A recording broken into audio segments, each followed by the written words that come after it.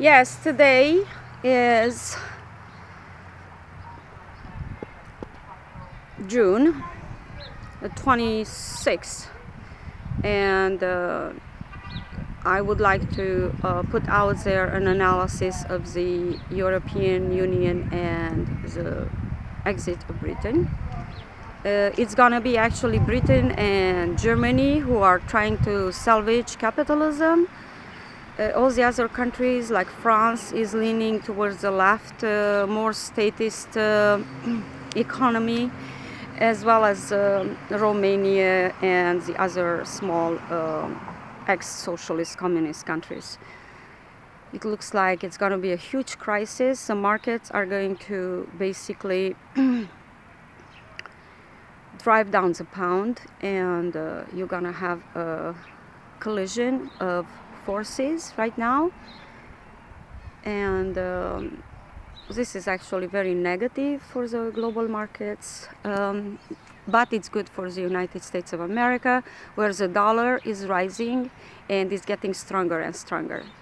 So let's hope things are getting better in the United States, where we have the second economic dip, recession.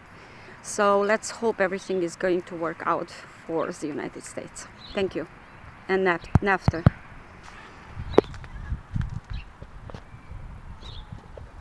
This is yours? Yes. This is yours? Yes, my love. Oh, good. It's my dog. Jim, so give me like a little abstract from Dr. James Wilkie, the president of ProfMax, on the Brit Exit. Well, the best short analysis is that the exit leaves Germany without an ally against France and the leftist estatismo, which favors advancing statism against to control private capital. Is that bad for the United States of America, or it's getting better? Well, it's bad for free trade. In general. Yeah, it's more controlled trade, less free market. Right. So Germany and England were fighting with France and the left in many countries, especially the Nordic countries, to emphasize the role of statism, like Norway, where the oil belongs. The oil is all privatized. It's all government against the private sector. And Mexico. Well, but Mexico's not. Mexico is, apart from this problem, as the United States are, it's affected by what's happening. So it'll be interesting to see how this. It's going to slow down. It could throw the whole world into recession. Economy. Right. It's going back. It's being compared to the shock of 2008 when Lehman Brothers went broke. It caused a worldwide recession that lasted 10 years in many countries, less in the United States, 4. Although in long term, the rich got out of it after 4 years, but the poor got out of it, still in the recession. And even the lower and some of the middle classes are in recession. So this is the big problem, is how to avoid this recession now. This is a world-shaking event. Yes, Professor James Wilkie, head of research at the University of California, in Los Angeles, is going to also talk to us about the situation of the euro and what this means for the dollar and the other European Union financial sectors. Well, the euro has collapsed. Well, it's gone down. Right.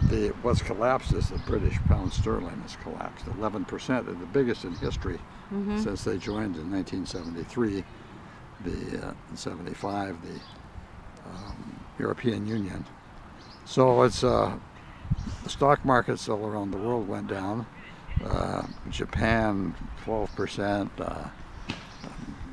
the United States lost some, but not like Asia and the rest of the countries went down 8%. 8%. Japan the most.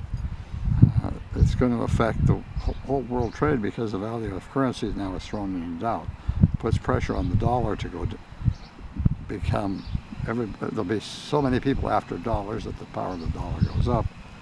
The dollar is overpowerful all over Right. again. England will now have Britain will now have a hard time paying its national debts, especially now as Scotland is preparing to break away from Britain in order to remain in the European Union, as in London and North Wales. They'll leave, the UK will break up. When Scotland goes, then London and will have to go. London is the world center for banking because it has all these connections in the 27 countries of Europe.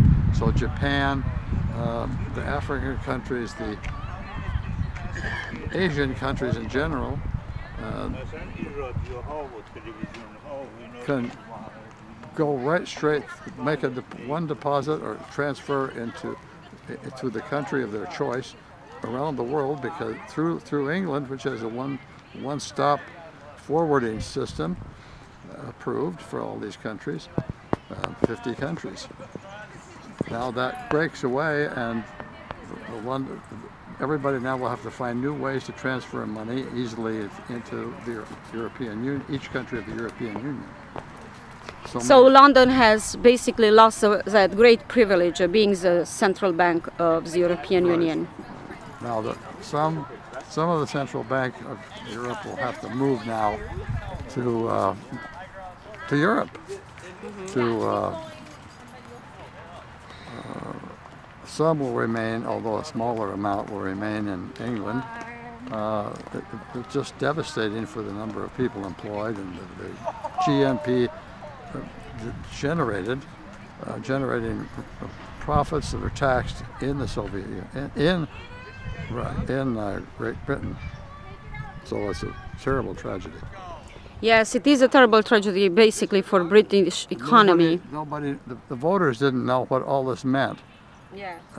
Most voters were uneducated about all these problems, and they are immigrants, most of them anyway, coming from poorer countries like Eastern Europe, like Romania, Hungary, and all of them Polish. This your dog? Yes. Well, Okay. turn it off. Thank you, Dr. Wilkie from UCLA, once again on the Brit Exit. Thank you, and we're coming back with more analysis about NAFTA, the North American Free Trade Agreement, which is now soaring. Thank you. Thank you, Dr. Wilkie. You're welcome. Thank you.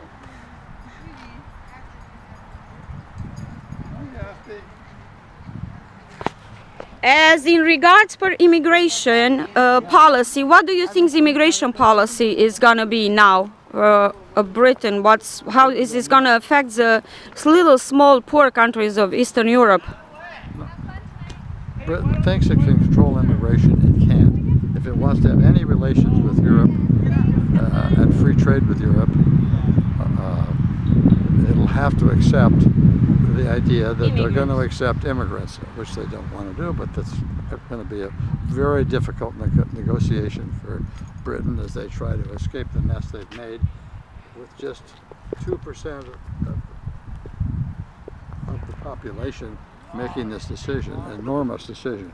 It should have been it required 60% of the vote and 75% turnout, and instead it got 52% of the vote and a 72% turnout. So it's a very unfair election to totally disrupt the British economy and the world economy for the selfishness of a few crazy people who don't know how complex the world is. The idea that of the illiterate and uneducated, anti-scientific people, Anti-technocratic, and anti